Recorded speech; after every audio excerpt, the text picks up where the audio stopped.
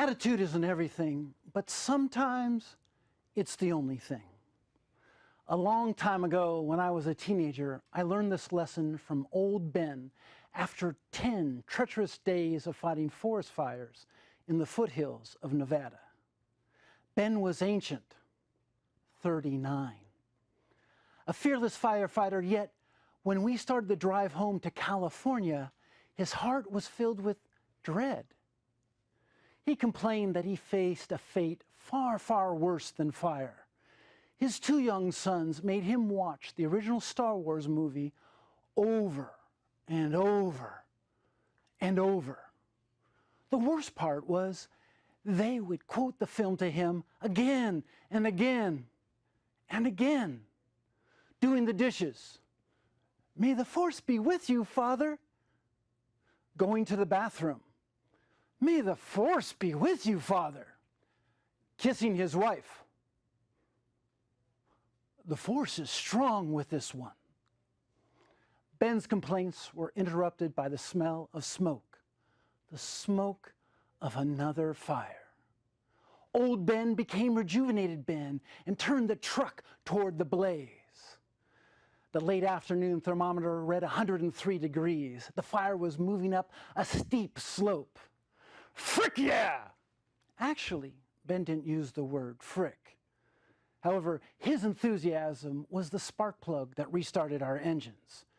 Our small crew found a way to stop that blaze in only 8 hours using axes and shovels and the force of a frick yeah. As we lay exhausted and dehydrated, Ben radioed the command center to find out when the relief crew would arrive to finish extinguishing the fire.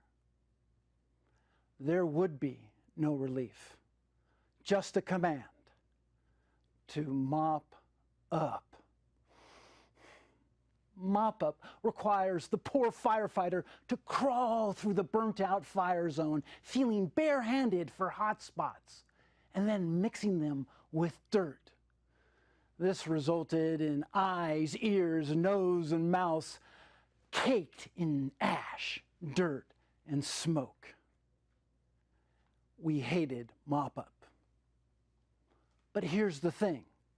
We needed to extinguish all those hot spots before the morning winds could come and grab some embers and blow them over the hill where our neighborhood lay unprotected.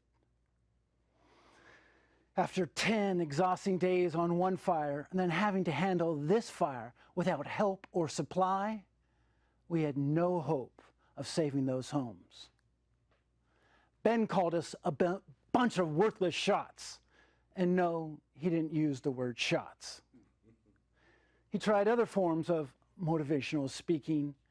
Nothing worked until a twisted miracle occurred. Ben stepped in a hole and tripped. He yelled out, "Son of a biscuit!" We knew something was terribly wrong because he actually used the word biscuit. We ran over to see Ben covered in ash and dirt. Upset and making a fool of himself, he uttered the first phrase that came to his mind, "Curse my metal body." We laughed because Ben had quoted his least favorite film, Star Wars. Our laughter transformed old Ben into Obi-Wan Kenobi, holding his shovel like a lightsaber.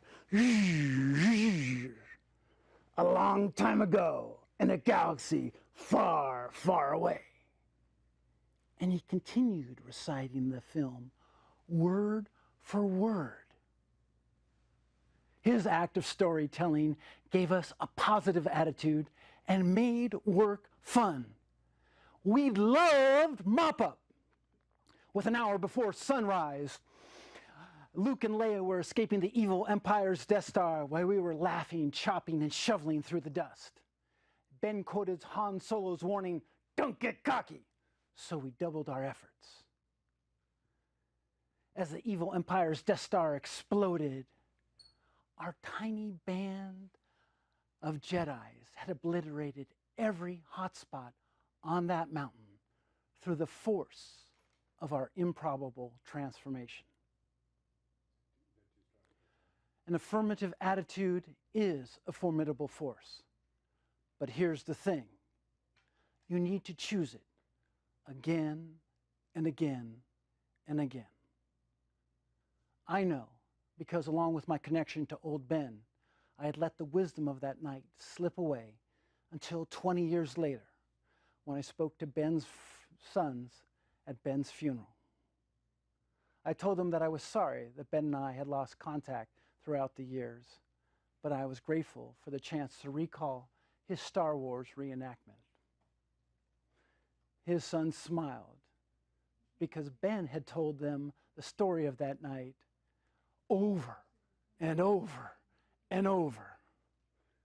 When his boys would roll their eyes, he would forcefully remind them that attitude isn't everything, but sometimes it's the only thing.